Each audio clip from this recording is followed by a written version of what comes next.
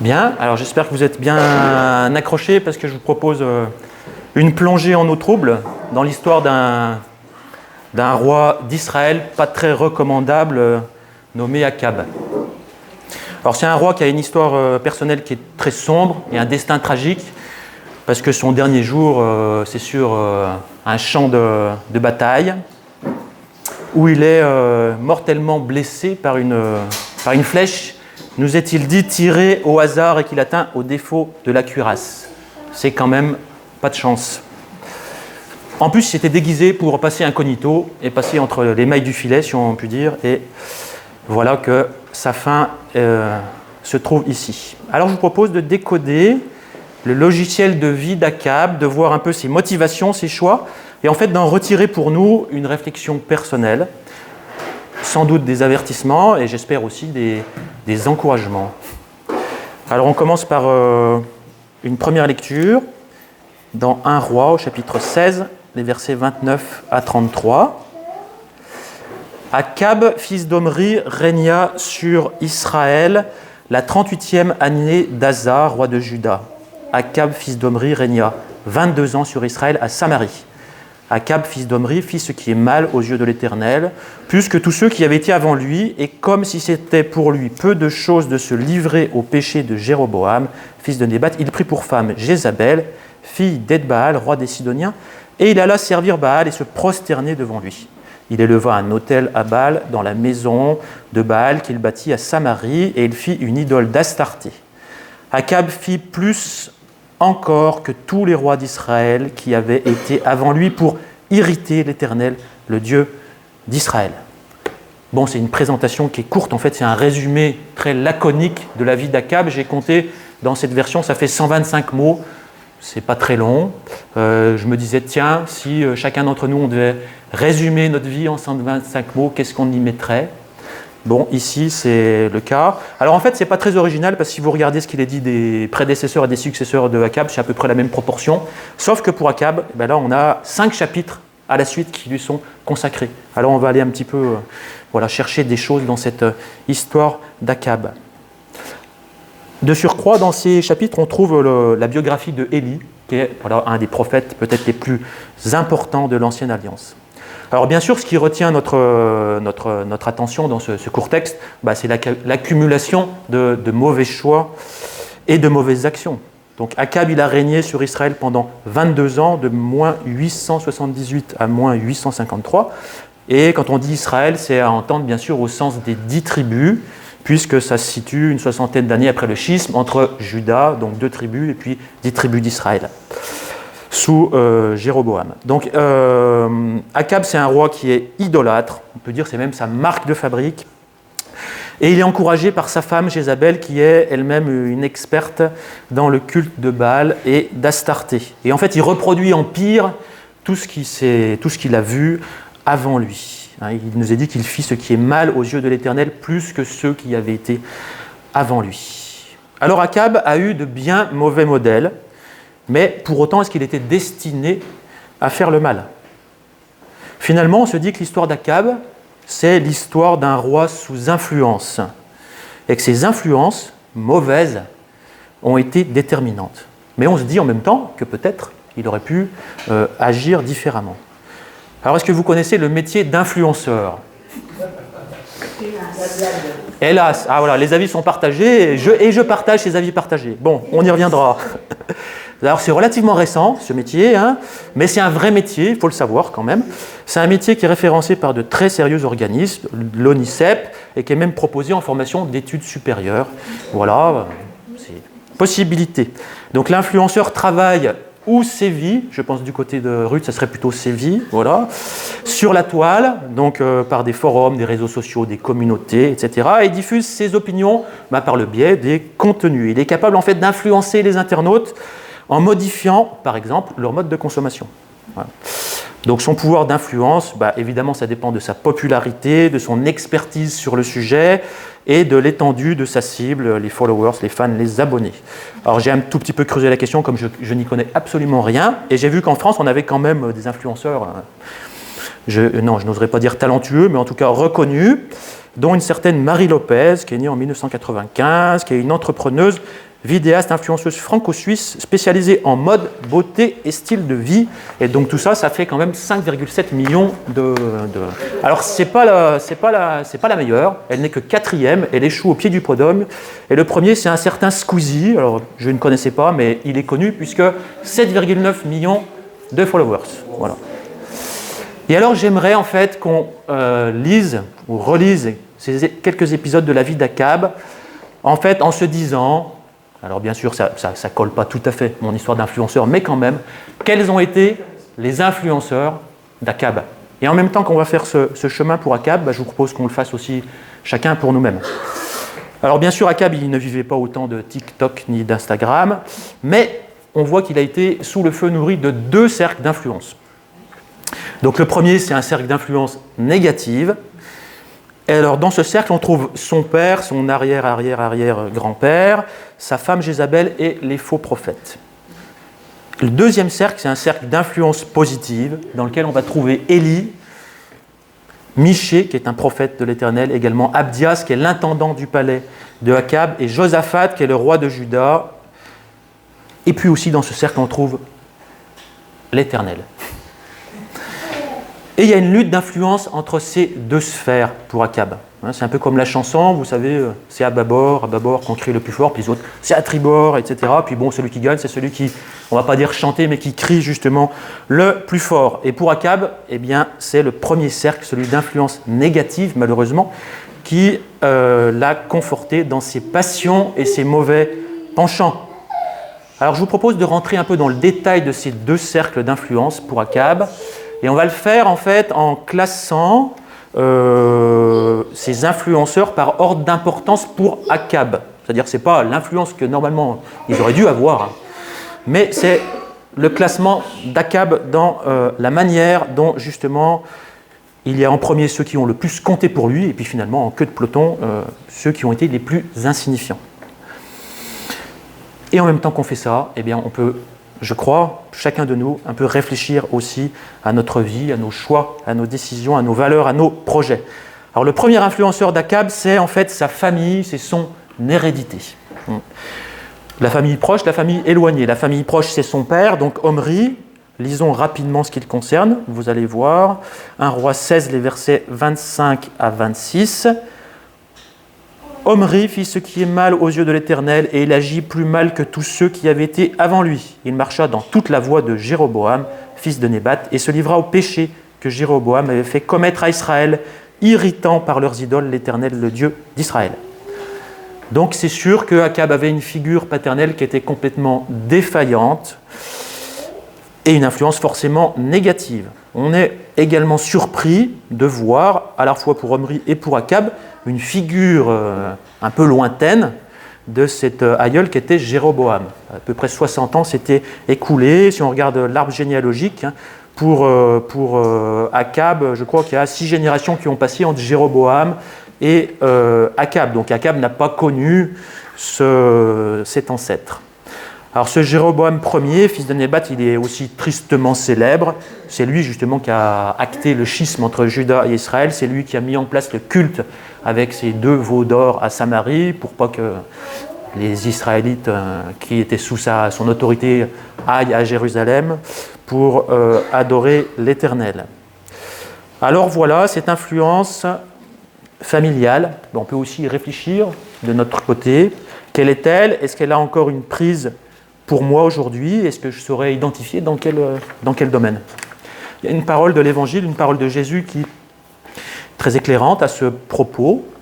C'est dans l'Évangile de Luc, je vous la lis. De grandes foules faisaient route avec Jésus, il se retourna et leur dit : si quelqu'un vient à moi, s'il ne hait, du verbe haïr, pas son père, sa mère, sa femme, ses enfants, ses frères et ses sœurs, et même sa propre vie, il ne peut être mon disciple.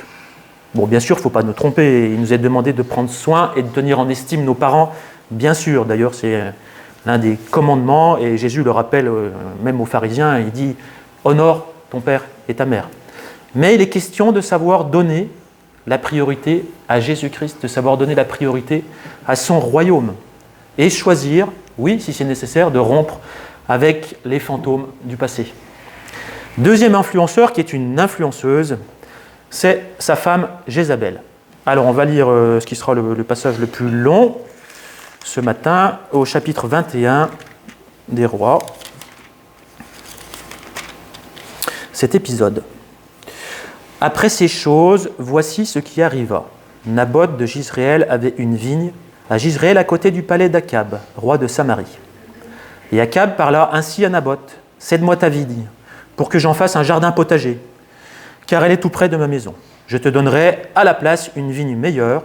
Oui, si cela te convient, je te payerai la valeur en argent. » Mais Naboth répondit à Akab, « Que l'Éternel me garde de te donner l'héritage de mes pères. » Akab rentra dans sa maison triste et irrité à cause de cette parole que lui avait dite Naboth de Jizréel. « Je ne te donnerai pas l'héritage de mes pères. » Et il se coucha sur son lit, détourna le visage et ne mangea rien. Jézabel, sa femme, vint auprès de lui et lui dit « Pourquoi as-tu l'esprit triste et ne manges-tu point ?» Il lui répondit « J'ai parlé à Naboth de Jizréel et je lui ai dit « Cède-moi ta vigne pour de l'argent, ou si tu veux, je te donnerai une autre vigne à la place. » Mais il a dit « Je ne te donnerai pas ma vigne. » Alors Jézabel, sa femme, lui dit « Est-ce bien toi maintenant qui exerces la souveraineté sur Israël ? Lève-toi, prends de la nourriture et que ton cœur se réjouisse. Moi, je te donnerai la vigne de Naboth de Jizréel. » Et il écrivit au nom d'Akab des lettres, qu'elle scella du sceau d'Akab, et qu'elle envoya aux anciens et aux magistrats qui habitaient avec Naboth dans sa ville. Voici ce qu'elle écrivit dans ces lettres. « Publiez un jeûne, placez Naboth à la tête du peuple, et mettez en face de lui 2 méchants hommes qui déposeront ainsi contre lui. Tu as maudit Dieu et le roi, puis menez-le dehors, lapidez-le et qu'il meure. » Les gens de la ville de Naboth, les anciens et les magistrats qui habitaient dans la ville, agirent comme Jézabel le leur avait fait dire, d'après ce qui était écrit dans les lettres qu'elle leur avait envoyées. Ils publièrent un jeûne et ils placèrent Naboth à la tête du peuple. Les 2 méchants hommes vinrent se mettre en face de lui, et ces méchants hommes déposèrent ainsi devant le peuple contre Naboth. Naboth a maudit Dieu et le roi, puis ils le menèrent hors de la ville, ils le lapidèrent et il mourut. Et ils envoyèrent dire à Jézabel, Naboth a été lapidé et il est mort. Lorsque Jézabel apprit que Naboth avait été lapidé et qu'il était mort, elle dit à Akab, « Lève-toi, prends possession de la vigne de Naboth de Jizréel qui a refusé de te la céder pour de l'argent. Car Naboth n'est plus en vie, il est mort. » Akab, entendant que Naboth était mort, se leva pour descendre à la vigne de Naboth de Jizréel afin d'en prendre possession. C'est une histoire qui commence de manière assez banale. Akab propose d'acheter à un bon prix cette vigne qui est à côté de son palais, un certain Naboth. Mais voilà que Naboth refuse, et son refus, il est motivé, vous l'aurez relevé, par une attitude de fidélité à Dieu. Alors bien sûr, Akab, tout ça, ça lui passe, c'est pas vraiment ses préoccupations. Lui, il voit sa frustration et il boude en fait, comme un enfant gâté. C'est ce qu'il est. Alors là, entrée en scène de Jézabel, bon, que se passe-t-il ? Je vais t'arranger cette situation, t'inquiète pas, tu vas l'avoir, ta vigne. Il suffit juste de se débarrasser de Naboth, quoi. C'est vrai, c'est pas plus compliqué que ça. Accusons-le de parjure et c'est réglé. Et en fait, c'est ce qui va se passer, comme Jézabel l'a prévu. Et Akab, finalement, obtient l'objet de sa convoitise. Mais il devient un voleur et un assassin par procuration. On voit que Jézabel est toujours là pour encourager Akab dans ses mauvais penchants. Elle ne recule devant rien, même le pire. Et Akab, en fait, il est lâche, il se laisse faire, il laisse faire les choses pour obtenir ce qu'il souhaite. C'est un cas extrême, cette histoire qu'on vient de lire. Mais ça peut illustrer l'influence de nos proches et même ce qui peut se passer dans le couple. Jézabel était aussi sous le poids d'une lourde hérédité, ce qui la dédouane pas du tout, mais qui permet aussi d'expliquer un peu ce qu'elle est, puisqu'elle était fille de Ethbaal, qui était roi des Sidoniens, et qui lui était prêtre d'Astarté. Alors, j'ai regardé un peu ces fameuses Astarté, donc c'était la déesse des Cananéens, considérée comme la femme de Baal, qui était le dieu du tonnerre, et donc elle était représentée, cette Astarté, sous la forme c'est la déesse de l'amour, de la sexualité, de la guerre, et de la chasse aussi. Elle était représentée sous forme donc d'une statue féminine avec des attributs sexuels hypertrophiés. Bref. Et donc son culte était tourné autour de cette chose-là, avec de la prostitution sacrée et des sacrifices d'enfants. Et donc Jézabel, en fait, a reproduit et pratiqué à son tour activement ce culte-là. Et elle avait d'ailleurs fait tuer la plupart des prophètes d'Israël de son temps. Et donc, bien sûr, le lien Jézabel-Akab, il se fait de manière immédiate. Il nous est dit d'ailleurs, un peu plus loin dans ce texte, au verset 25 et 26 de ce même chapitre, « Il n'y a eu personne qui soit vendu comme Akab pour faire ce qui est mal aux yeux de l'Éternel, et Jézabel, sa femme, l'y excitait. Il a agi de la manière la plus abominable en allant après les idoles, comme le faisaient les Amoréens que l'Éternel chassa devant les enfants d'Israël. » Donc, l'influence de Jézabel, elle est complètement identifiée, et en même temps, la responsabilité d'Akab, elle reste complète, il ne peut pas s'exonérer de cela. Il y a un verset que j'aimerais vous lire, qui est un avertissement de Paul aux Corinthiens. « Ne vous mettez pas avec les infidèles sous un joug étranger, car quel rapport y a-t-il entre la justice et l'iniquité? Ou qu'y a-t-il de commun entre la lumière et les ténèbres? Quel accord y a-t-il entre Christ et Bélial? Ou quelle part a le fidèle avec l'infidèle? Quel rapport y a-t-il entre le temple de Dieu et les idoles? Car nous sommes le temple du Dieu vivant.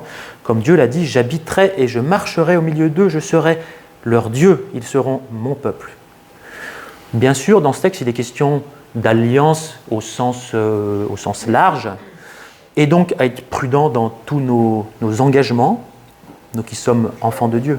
Il y a aussi, si on réduit un petit peu, je pense, un avertissement, tout simplement aussi par rapport au mariage, puisqu'on parle de ce couple de Akab et Jézabel. Troisième influenceur, le dernier du cercle négatif, ce sont les faux prophètes, qui sont en fait la pensée dominante. Alors ça, c'est intéressant, cette chose-là. Alors il y a un épisode où on voit justement ces faux prophètes qui sont confrontés à Michée, qui lui est prophète de l'Éternel. Alors la situation, je vous la résume, Akab est sur le pied de guerre, comme très souvent, il veut reconquérir Ramoth de Galade, et donc il fait appel à Josaphat, le roi de Juda, avec qui il s'entend bien. On va aussi reparler un petit peu de ce lien avec Josaphat.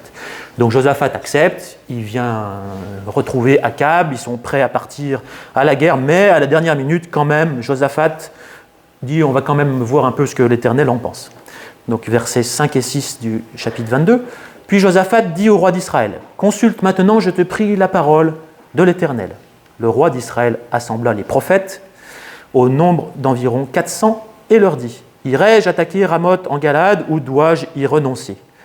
Et ils répondirent, « Monte, et le Seigneur la livrera entre les mains du roi. » Donc en fait, ils sont 400 et ils disent tous la même chose.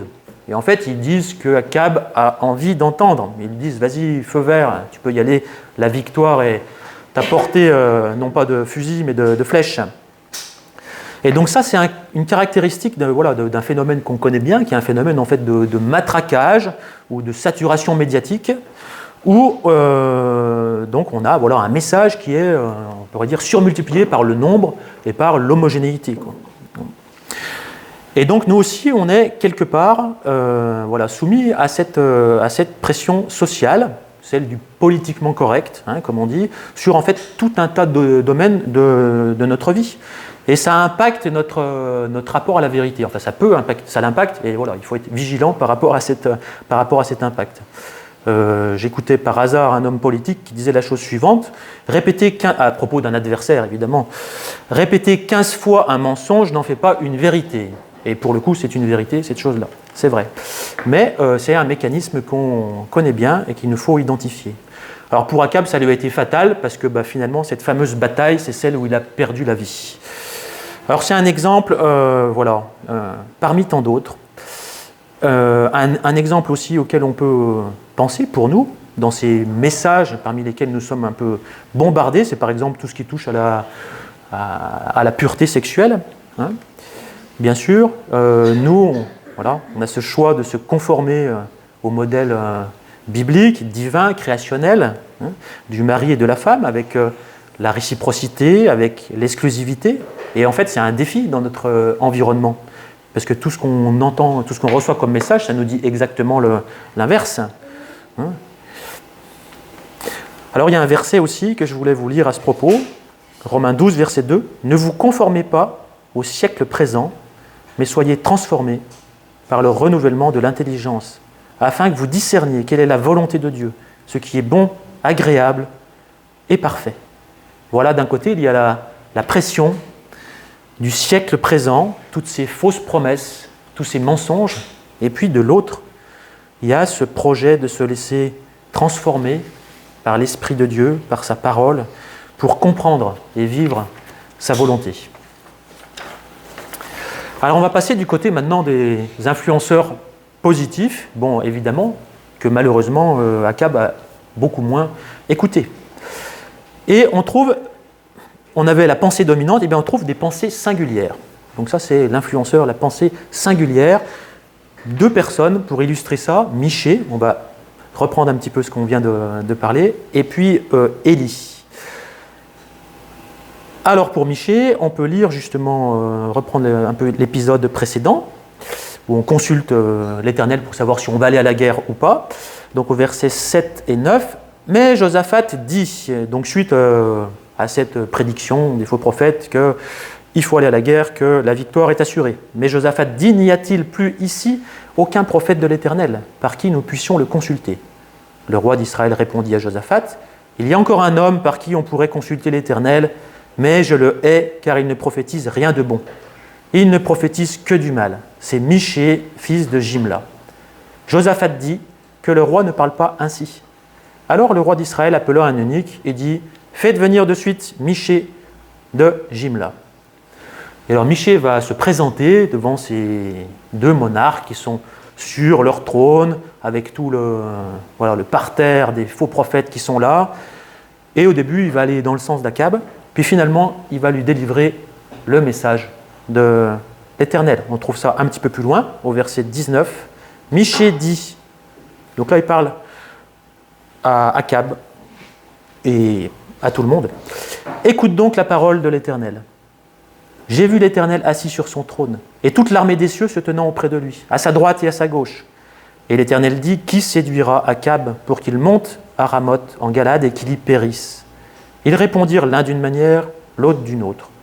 Et un esprit vint se présenter devant l'Éternel et dit, moi, je le séduirai. L'Éternel lui dit, comment ? Je sortirai, répondit-il, et je serai un esprit de mensonge dans la bouche de tous ses prophètes.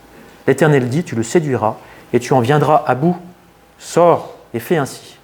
Et maintenant, voici, l'Éternel a mis un esprit de mensonge dans la bouche de tous tes prophètes qui sont là, et l'Esprit a prononcé du mal contre toi. Alors la suite et la fin de l'histoire, c'est que Michée il a été jeté en prison, et que Akab est parti avec Josaphat à la guerre, et qu'il y a perdu la vie, alors qu'il avait été averti sans ambiguïté par ce messager Michée. Élie aussi, de son côté, il incarne, tout comme Michée, en fait, une voix discordante, une voix singulière. Pourquoi on dit ça ? Parce qu'en fait, ce que Élie disait à Akab, c'était sans concession. C'était désagréable pour Akab d'entendre ce que Élie lui disait.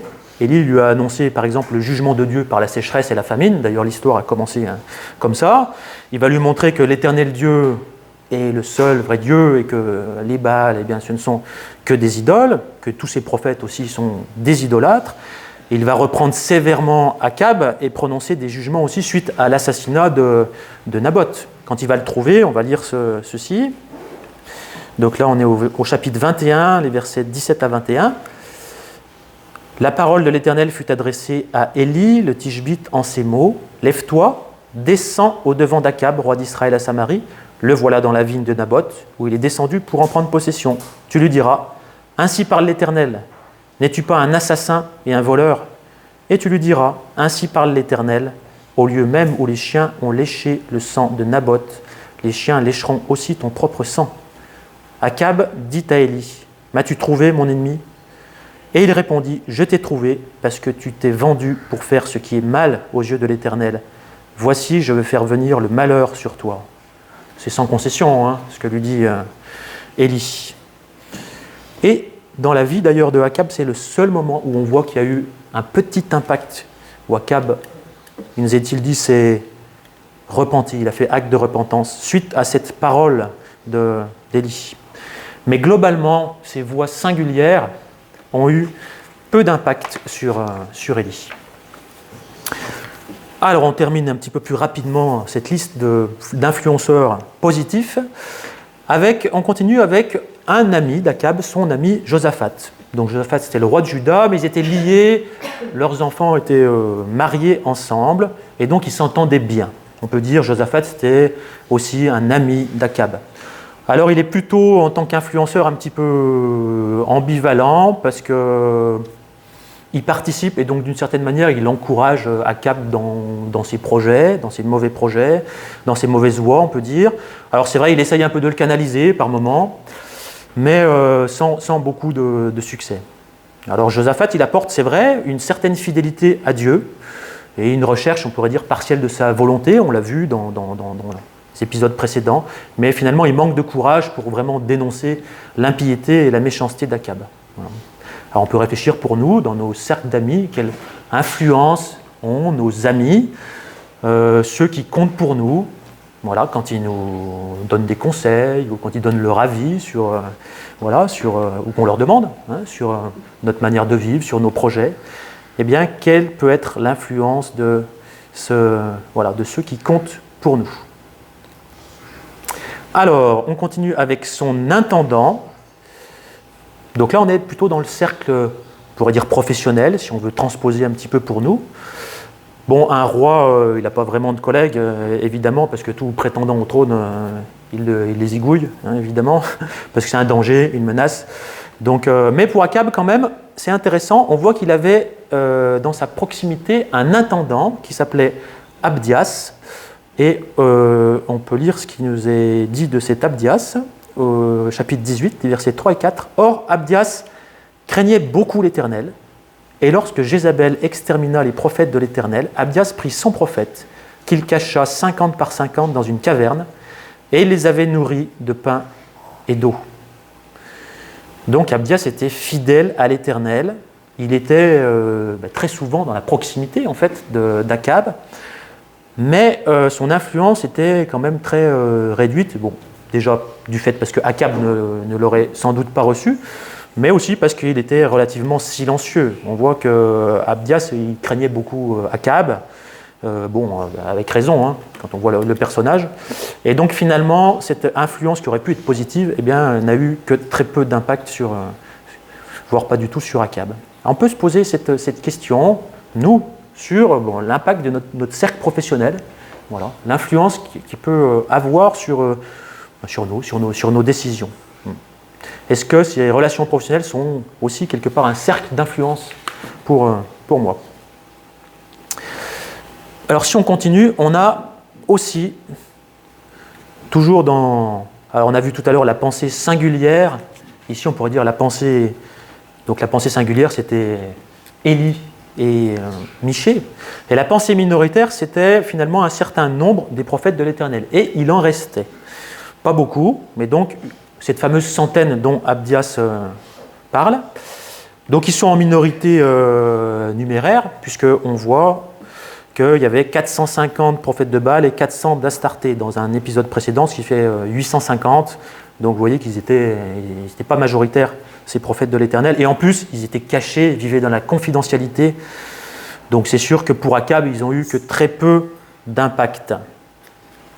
Et puis, il est question aussi de 7000 hommes fidèles. Ça, c'est Dieu qui le dit à Élie, dont même Élie, en fait, n'avait pas connaissance. Donc, si Élie même n'était pas au courant, on peut imaginer que, malheureusement, cette influence-là était, elle aussi, quelque part inexistante.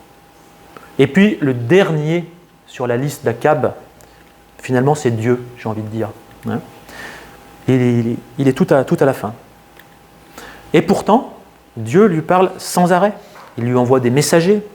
Il emploie la manière forte. Il y a cette sécheresse, cette famine. Puis après, il y a des miracles. Il y a les miracles du feu qui descend du ciel pour consumer le sacrifice offert par Élie devant tous les prophètes de Baal.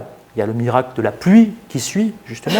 Puis même Dieu l'a délivré à 2 reprises dans ses conquêtes militaires. Eh bien, Akab n'a pas tiré parti de ce que Dieu lui a montré. Vous connaissez le dicton, hein, un homme averti en vaut deux. Ben pour Akab, malheureusement, ça ne se vérifie absolument pas. Dieu lui a beaucoup parlé, mais Akab n'a pas su, ou plutôt n'a pas voulu en tirer parti. Pourquoi ? Parce que son échelle de valeur était comme inversée. C'est un peu le bilan qu'on fait quand on dresse cette liste de ces influenceurs. Et en fait, ce qui aurait dû être pour lui le plus important, ben c'est ce qui venait tout à la fin. C'est ce qu'il a laissé de côté. Alors, je propose un petit mot peut-être de conclusion par rapport à cet épisode. Et j'aimerais qu'on voit une petite illustration que vous allez immédiatement reconnaître. Donc là, on est du côté de Hergé. Donc c'est Milou, ange ou démon. Donc là, c'est Tintin au Tibet. Donc Tintin s'est foulé la cheville. Et donc il est tout seul au milieu des montagnes. Et donc il envoie Milou avec un message pour avoir de l'aide. Voilà. Mais voilà que sur le chemin de Milou se trouve un magnifique os. Oh là, Milou, ton devoir, le message. Et oui. Oh, le message, il attendra un os pareil, ça ne se rencontre pas tous les jours. Et la suite, c'est vrai que le message, il va s'envoler et on voit Milou avec le gros os qui repart, tout content. Voilà. Alors, ça nous fait beaucoup rire, cette histoire. Mais en fait, c'est juste la réalité spirituelle, hein, avec d'un côté l'influenceur, Lucifer, Satan, et de l'autre, l'Esprit Saint. Et en fait, on est sans cesse confronté à ce choix. Élie, d'ailleurs, rappelle ça au peuple. On va lire ce dernier texte dans le livre des rois, au verset 20 du chapitre 18. Akab envoya des messagers vers tous les enfants d'Israël, et il rassembla les prophètes à la montagne du Carmel. Alors Élie s'approcha de tout le peuple et dit : « Jusqu'à quand clocherez-vous des deux côtés ? Si l'Éternel est Dieu, allez après lui. Si c'est Baal, allez après lui. » Le peuple ne lui répondit rien. Élie dit au peuple : « Je suis resté seul des prophètes de l'Éternel, et il y a 450 prophètes de Baal. Que l'on nous donne 2 taureaux, qu'ils choisissent pour eux l'un des taureaux, qu'ils le coupent par morceaux, qu'ils placent sur le bois sans y mettre le feu. Et moi je préparerai l'autre morceau, et je le placerai sur le bois sans y mettre le feu. Puis invoquez le nom de votre Dieu, et moi j'invoquerai le nom de l'Éternel. Le Dieu qui répondra par le feu, c'est celui-là qui sera Dieu. » Et tout le peuple répondit en disant : « C'est bien. » Le peuple, il est confronté directement. Et il dit : « Il faut choisir maintenant. Vous ne pouvez pas servir l'Éternel et les Baals d'un côté. » Et donc la suite de l'épisode, c'est bien sûr que les prophètes de Baal sont complètement impuissants à faire descendre le feu du ciel sur le sacrifice, et que Dieu va montrer sa puissance par Élie et consumer ce sacrifice. Et on voit que le peuple, malgré ça, n'a pas choisi. Alors voilà, peut-être pour nous, après avoir fait ces différentes lectures, réfléchi à tout ça, si je devais classer par ordre d'importance mes influenceurs, qu'est-ce qui arriverait en tête de liste ? Et qu'est-ce qui arriverait en queue de peloton ? Je crois qu'il faut qu'on soit lucide sur nos cercles d'influence, c'est-à-dire ceux qui nous influencent, sur les mobiles aussi, c'est-à-dire les buts de ces cercles d'influence, et lucidité, quel cercle crie le plus fort. Déjà avoir conscience de ça. Et puis après, il faut aussi tâcher d'être lucide sur soi-même, sur, on pourrait dire, notre perméabilité, sur la manière dont on reçoit justement ces influences. Évaluer leur impact, en fait, positif ou négatif sur ma manière de vivre. Qui est-ce que j'écoute le plus ? Qui est-ce qui a mon oreille, mes yeux, mon temps de cerveau disponible, ou mon temps tout court en fait ? Qui a mes choix ? Qui a mes engagements ? Et c'est quelque chose qui reste du libre arbitre et en fait de mon entière responsabilité. Je termine avec quelques versets.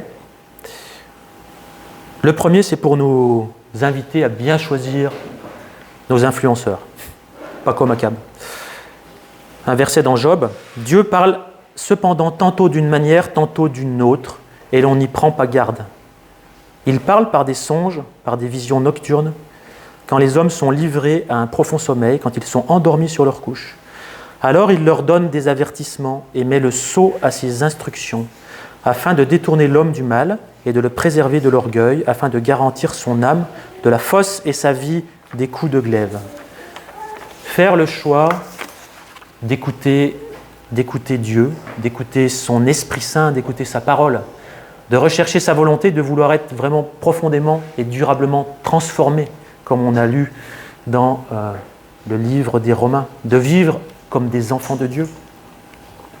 Et donc d'écarter de nos influenceurs tous ces usurpateurs de vérité, et ils sont nombreux. Peut-être choisir aussi ses compagnons de route. Un verset dans les Corinthiens, ne vous y trompez pas, les mauvaises compagnies corrompent les bonnes mœurs. Quelle influence peuvent avoir mon entourage, mes compagnons de route, ceux que je choisis quelque part comme compagnie.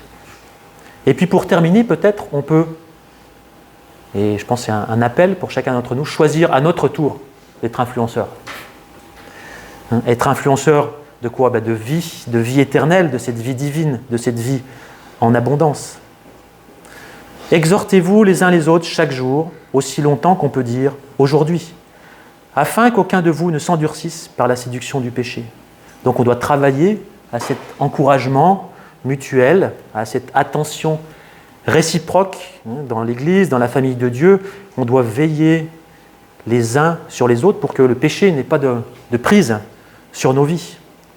Alors oui, on peut avoir envie de vraiment et rechercher ça, d'être de véritables influenceurs de Jésus-Christ pour nos familles, pour nos frères et sœurs et pour notre entourage aussi, non chrétiens.